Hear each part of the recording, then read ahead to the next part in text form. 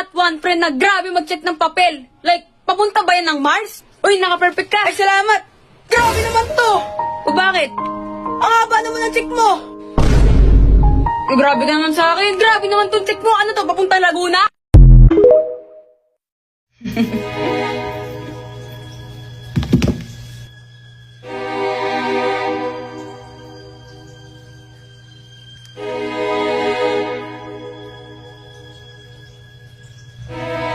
Pakilig-kilig ka pang nalalaman. Patuloy ka muna!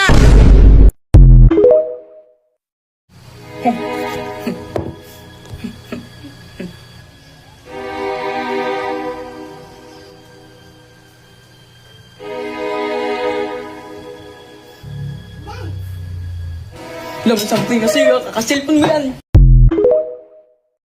Pre, ang hirap ng tanong sa number 1. Eh bakit? Ano bang tanong dyan sa number 1? For question number 1, bakit ka ba niya iniwan? Abay, di ko alam eh. Tanong ko si Sir.